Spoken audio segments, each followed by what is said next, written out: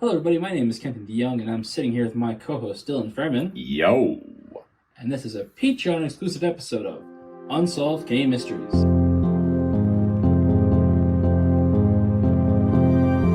Dylan, how you been? Swell. It was my birthday a couple days ago, and my birthday party yesterday. Woo, happy birthday, Dylan! I'm 30. You've been 30 a while. I've been 30 a while. You're 31 or 32? Or are you turning 31? You're only 1 year older than me, right? No, I'm 32. Oh. My birthday was in February. Oh, okay. Right, yeah, your birthday just happened. Yeah. Okay, so you just turned 32. Yeah. Okay, so you're 2 years older than me. Yeah, which is weird because we're only 1 grade apart. Yeah. Yeah. So we're well. We could dissect that, but it doesn't really matter. Yeah, we won't get into that deeper. Yeah, no, it's been good. And Kenton just got me some really smoky scotch for my birthday. Thank you, Kenton. You're welcome. I know nothing about scotch. So. I know, yeah. For someone who actually knows shit about alcohol, like if you guys saw any of the past, what was it? Was this the Patreon Ogopogo? Yeah. It was probably Patreon Ogopogo where Kenton had a big jar of wine. It was not wine, it was grape soda. Just so you know. And Kenton just has a huge fucking glass of it. Just, It looks very sophisticated. Yeah, this is California Red. No, but good choice. Thank you. Thank you. They said it was the best on the box, but I didn't know. I assume they lie about that stuff. They say that on every box. I know. It's tough to believe. Tough to believe these days. Hard to believe people lie. Taste is subjective. Mm-hmm. So you can say, let's taste the best. Are you excited or ready for tonight's episode? Probably. Okay. But I have no idea what it is. I'm just excited on the past experiences I've had with this. All right. The story begins in 1908, where Thomas Hall marries Camilla Hall. They get married in the United States with two sons, Charles and Fred. Then they move up to Canada, where they have a third son, John, in Lethbridge. They then moved to Calgary. They lived there together for a number of years until about 1923. Yes. Do locals call it Calgary, or do they call it Calgary? Calgary. I think you're right. I actually don't know. I hear Calgary and I hear Calgary. Well, it's probably the same how we say Regina, and everyone else says Regina. Yeah, but everyone here says Regina. Like, I think if you go to Calgary or Calgary, it might actually be more split. I don't know. Put in the comments if you're from Calgary or Calgary. What the fuck is going on? So they get to Calgary, and they live there together, the five of them, until about 1923, when they get divorced. Which is strange for the 20s, right? But not much divorce back then? No, but everything seemed fine. Like, there wasn't a big, messy divorce. It wasn't like adultery, what I could figure out. It was just a divorce. So two of the sons stayed living with Thomas Hall. Another one, I think, was older, moved out. And then, of course, Camilla moved on her own. Okay. A year or so goes past, and they're living, address, they live on 1805 20th Avenue, Northwest. Okay. I have no idea where in Calgary that is. I don't know. I think it's by an area called Tuxedo Park, but I don't know. Tuxedo Park? Sounds fancy. Wow. Yeah. Very fancy. After the divorce, the two sons, I think, eventually moved out and left Thomas living by himself. And one day in the summer of 1929, the landlord comes to collect the rent, and Thomas isn't there. It's Got a couple of different things for what happened next, but pretty much the landlord assumes Thomas just skipped town. Right. It wasn't going to pay his rent. Thomas was older. He was 40-some years old. He was an established businessman. He had a lot of money. So it wasn't like he was just some punk kid who just skipped town and pay rent, right? So right. When I read that, I was like, it seems kind of like a weird thing to happen. And this was in the summer of 29, so I don't think the stock market had crashed yet. It was going to soon. Maybe it just had. But just assuming he just skipped town and didn't pay rent was kind of strange. In July or June of that same year, after he didn't pay his rent, the landlord reached out to Camilla and asked if she had seen him, heard of him. And Camilla said, no, I haven't seen Thomas in a while.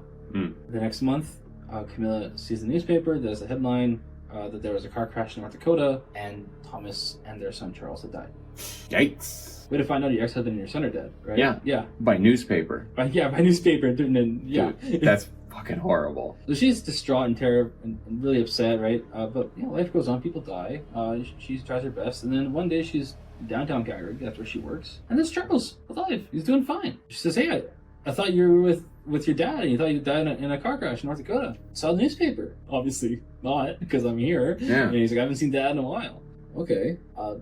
Another son would say later that they read in a similar newspaper, they think the next year, 1930, that Thomas died in a car crash in North Dakota, and so did son John. But again, John was alive. So, two newspaper accounts, 2 years apart, where the same guy dies, different son. Both sons are still alive. Okay. Okay, so I really don't know where this is going. it's wild. It gets wild. So Camilla's kind of concerned. Like, okay, well, my ex-husband is still missing, right? But the two sons who he was supposed to be with different times are both alive. So I'm going to talk to the police and have them investigate into it. She contacts the police to inquire into this, and nothing happens. I imagine it could have something to do with the stock exchange falling and people losing their jobs, and a missing guy isn't the top of everyone's priority right now. Right. I'm assuming that's what happened. Meanwhile, this apartment building is empty, and years go by, and a new family moves in. It's an Irish couple, and they're very superstitious, and they move in, and they say very quickly they don't like it there. Something's wrong with this place. Okay. And they move out pretty quick. Another family moves in. They stay there for a little while, but they complain later when they're interviewed. They complain that there was a smell in the house. Something rotting. Ooh, that's not good. And they assumed it was their dog. It just brought in some animal and buried underneath the house, and that was the end of it. Okay. Sure. Okay. And like nowadays, if something's rotten in your house, you're like, "What is this?" Yeah. I was like, silly dog. Yeah, silly dog probably brought in some kind of dead animal. Yeah, right? Because that's what they do all the time. Yeah. So, a couple years go past, and the Pearce family moved into the house. Now, they're moving in, I think it's 1948. 1949. The Pearce family, it's Alfred Pearce, Mrs. Pearce, and the three daughters, who are ages 10, 12, and 13. They move into the house, and as the first day they're there, Mrs. Pearce says that something doesn't seem right about the house. And the girls say, it feels like somebody's watching them. But, new house, young girls. Right? We talked about that before. Girls ages, 11 to 14, 11 to 15, they're always into trouble, right? More than once you've had a story where a girl was up to no good in that age group, as a witch or something, right? So, yeah. So, a girl feels like someone's watching from the walls or something like that. Whatever, right? Yeah, it's just a witch. Right? Stop being witch-like. So that night, they're doing dishes, and this is the first night or second night there. They're doing dishes, and one of the girls screams. They said they feel cold, clammy hand. So they're very upset. The mom's upset. I'm not sure exactly how the next day unfolded. It might have even been that night. I'm not sure. I'm going to do my best to kind of piece together the story, but I might be a little bit off. So I imagine that night they're trying to get the daughters to go to bed, try and get them to calm down after the scary first night there. And as he's in the bedroom, he notices that some of the floorboards are sagging. So I imagine it'll be the next day this happens, or maybe that night. I'm not sure. He then goes to the kitchen and opens up the cellar and looks underneath. And he can see down to where the bedroom is, he can see that some of the support beams have fallen. Okay. Well, that's probably why the floorboards are like that, right? Right. So he gets up and he goes to the bedroom with Mrs. Pearce, and they go to where the floorboards are sagging, and I'm not sure if the axe is going to break them up and pull them up to see what it is. And as they're pulling off the wood, Mrs. Pearce says, of in the debris below the floorboards, she says, looks like a human ear. Oh, no. So Alfred reaches down and brushes it, and it's the skull of Thomas Hall. Wow. He's been buried under the floorboards for 20 years. He has mummified. Wow. Tonight's story is about the mummy of Calgary. Oh. Or Calgary. Or Calgary, yes. Wow. So that night, they all run screaming from the house. Who wouldn't? Yeah. You wouldn't. You wouldn't. I wouldn't. I want to know more. Just so you all know what kind of person he is. He wouldn't. I would. He wouldn't. So they call the police. Right. And the police investigate, right? And they remove the body from under the floorboards, right? Yeah. And the head has a wound in the front of it. Okay. Like some kind of blunt force trauma, perhaps. But also some holes in the back of the head. They thought that it could be a bullet. Right. Pass through it back. Sorry, yachting over there. Go. Or making from the back to the front. The narrow in the front and the so the exit looked like it could have been the front. Yeah, that's what I'm thinking. So he got shot in the back of the head, maybe. Yeah, but they said it could be a bullet wound or could be holes from mice. Oh, dude, yeah, 20 years is hard to analyze. Like, yeah, but the story of them finding this mummy under the floorboards made national headlines. Okay. And like his face was drawn right tight against his face, like the skin. Oh, it was really cool. Of course, there's pictures of him. Right? Of course. Nice. And he was wearing a tan leather suit jacket and tan pants. And on his hand, he had a ring. It said 99 on it. And I guess he wore it because of his time in that chicken factory. I'm not sure. That's maybe the year he retired from it or something. I'm not sure what that was all about, but they used that ring to identify him. Okay. Because like, who else would have this ring on than Thomas Hall? Because his face had decayed. He'd become somewhat skeletal, so you couldn't do like basic identification. Sorry, what year was he discovered? 49. 49. Okay. He went missing in 28. Right. Yeah. Okay. So they, some of his sons were able to identify him. How many sons? There's 3. There's 3. Okay. So 2 in different or 2 in different stories. Yeah. And then 3rd. Okay. The 3rd one, like they had talked to 2 sons. The 3rd son was hospitalized at the time. Like, he was in a plane crash like the day before. Interesting. Really bad timing, but I mean, it happens. Right? I would think it would be suspicious too, but the fact that like people lived in the house for decades, almost 2 decades at that point, and no one had found him, it'd be kind of weird to then take out the son the day before the father would be discovered, right? So that's when the 2 sons and the mother were telling the officers about this newspaper headline they all saw, where their father had died. That's why they didn't, worry about where he went, because they thought he was dead. So the police began investigating this newspaper headline they all found. And from what I could find online, is they could never find a newspaper headline. Like, they never were able to, because it's probably the Calgary Herald, and they never found that headline that said that he was dead. Oh. But so either they're telling a lie and they can't get the story straight, or there was a headline, it was a plant that he died. Or Mandela effect. Could be. I mean, the name Thomas Hall, it's a very common name, right? Yeah. So it could have been that Thomas Hall died. And assume, that's my son, that's my husband Thomas Hall, and their son Charles. So that's, again, a common name. I see. It's a common name, so I guess it is possible, like the son too. Like, there is a Thomas that had a son named Charles. Charles, yeah, that makes sense. Like, so it's either the family did something, or someone else is typing the story. So 2 of the sons were able to identify the body, and then so was the family friend. And apparently this family friend has been around for a long time, and they were best buddies, him and Thomas. So they asked him, like, when did you last see Thomas? And he wasn't sure of the exact year, because it's been a while, right? And he said he went to the house, because he hadn't seen him for a couple days, and no one was home. So he went to the house a couple days later, and there's a woman there, not Thomas. And he didn't ask any questions, he just left. Which is weird, right? That there'd be a woman at the house.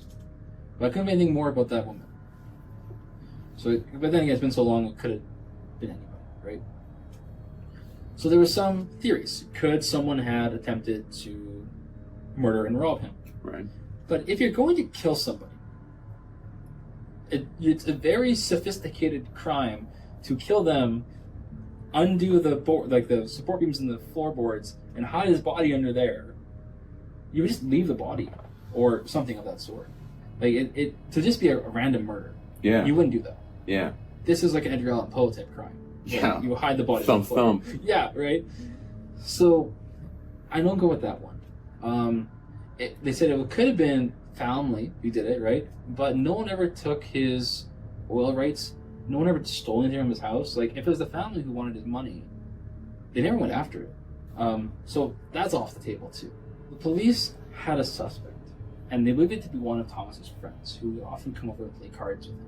But of course, it's been 19 years, so it took a while to track him down, and the man now lived in Vancouver. But he was old, and he had cancer.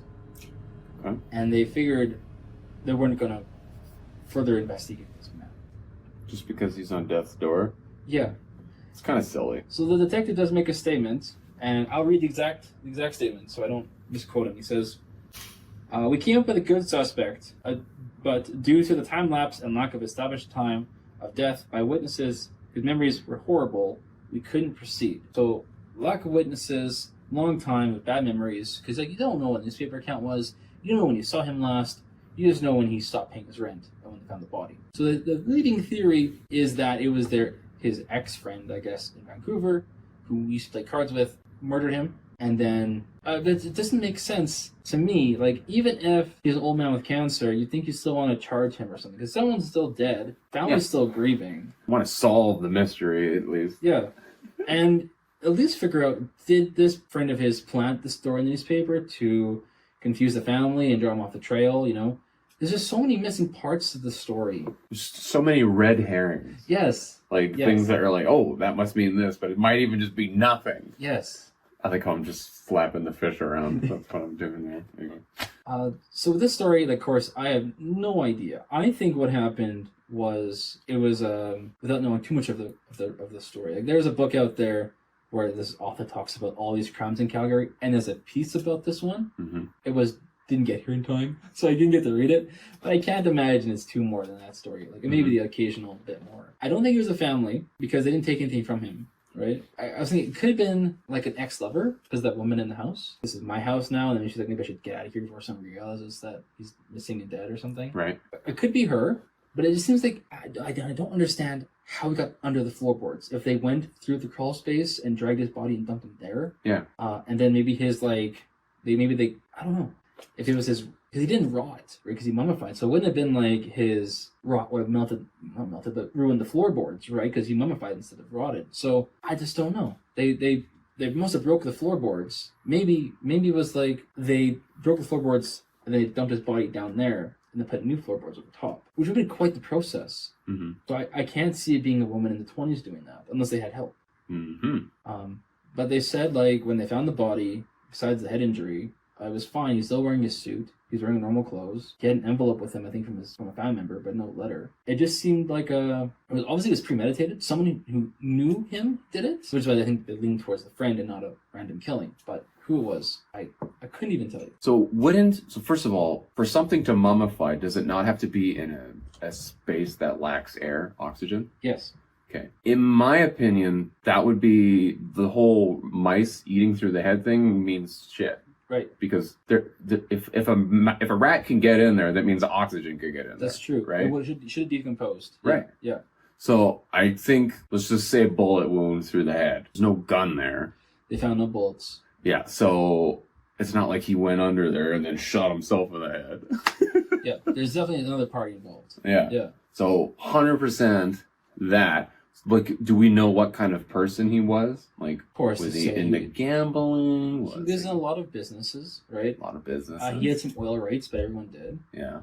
And I'm thinking maybe it had something to do with the Great Depression. When everything crashed, this guy had some money, right? And then maybe the person realized after killing him, well, if I take it, everyone's going to know what it was me, right? So they left it. Cut their losses. Yeah, so well, he's dead. I don't want to take the oil rights because then they'll know that I was when he killed him. Makes sense. I'm thinking that's what happened. Yeah. Maybe some kind of desperate situation. Maybe. Okay, let's just try this out. Okay? Yeah. They're playing cards. The guy who they think might kill them with the guy that had cancer. Yeah. Maybe he lost the card game, or maybe he just struggled financially because he just lost his job or whatever. But knows that Thomas Hall has a whole bunch of money, has a whole bunch of businesses doing very well. Or maybe Thomas Hall does something like only the poor people who lost their jobs were still doing fine, or something like that. Or maybe he won the card game, and what was up for bets was the rights and stuff like that. Yeah. And then Thomas was like, well, I wasn't being serious. Yes. Okay. And then he's like, well, you owe me all that. I won the game. Yeah. No, screw you. I'm leaving. Yeah. Sure. Okay. Yeah. Movie. I can see it. I think that's probably it. I wish I had more information about this, but I found newspaper headlines, but there wasn't too much more into the investigation, and the fact they never charged anybody, right? And that it's so old, and the crime is so old. It was tough to get more than that. Right. But I think you're on something. It seems the most logical, all of it. Not exactly what I said, like the card game, lost the card game, but just what you're saying with he's got this valuable thing, this person, where they could have possibly pursued him, but he had cancer and was dying. Yeah. Possible. It's just, it kind of makes sense. Yeah.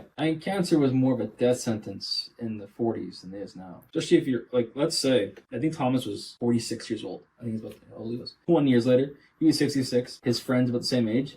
I think to be a 7-year-old with cancer in 1949. Yeah, I guess, why pursue it? Yeah. Because he's just spent the rest of his life in jail. Yeah. And, maybe they investigated and ruled it as an accident or ruled it as something else. But to then go through the process then to take the body, hide under the floorboards, and print a fake newspaper headline. See, that's what I think might be the red herring. Yeah. It might just be another person. Yes. Yeah. So, it's just all this is getting, whoever did this extra investigating just threw that in there because they saw it, but it's actually just another person and another son. Which makes sense because I was trying to find anything about Thomas Hall in the 1920s and 30s on the newspaper. Yeah. And there was one in Nova Scotia that died. Yeah. That popped up. Right. So it's going to happen. Right. And then like that, yeah. People back then were not creative with names. No. Not at all. John, Thomas, Michael, and John. Yeah, pretty much. Everyone with the same name. So I don't think we solved it, but that was a good one. We have a good probable cause. Yeah. And I think in this one, it was creepy and spooky. Yeah. And at that time, mummies were huge. Like, dude, a Canadian mummy? Yeah, dope. Right. Like, I think it was in... Like, it was 1912 with King Tut, right? Yeah, right. And I think in the 20s is when they really started to build a lot of, like, Egyptian-style architecture. Like the Albert Street Memorial Bridge, those columns. Yeah. They're Egyptian-style. Oh, really? Yeah. Were inspired. Like the world's longest bridge over the world's shortest amount of water or whatever it is. Yeah. The columns are Egyptian-inspired. Yeah. And when I was looking at mummy, just trying to find anything about it, there was lots of stories about, like, Egyptian mummies, Mexican mummies, Ethiopian mummies. So it's like mummies were on people's minds. So this story just made headlines because it's Canadian mummy, like you said. I think it's great. You think Canadian mummies would be more common? Or is it considered a mummy if you get frozen in a block of ice? That's mummified. I keep thinking of Yvonne of the Yukon. Yeah. Yeah. Same. Yvonne of the Yukon. Friend to you and me. That show got canceled a lot. Yeah, don't doubt it. Well, it starts off with him peeing on it. Yeah. He's brought back to life because somebody pees on his frozen corpse. I think it was a dog. I think it was the dog. Yeah. The derpy looking dog. That showed a lot of humor in it. If you're not Canadian, check out Yvonne of the Yukon. 10 out of 10 show. I think that ends tonight's mystery. Ooh. So thank you, Dylan. Thank you, Kenton. That was dope. That was great. And thank you for our podcast, thank you for our Patreon subscribers. As always, my name is Kenton Young, and I'm sitting here with my co-host, Dylan Berman. Yeah. This is a Patreon exclusive episode of Unsolved Game Mysteries.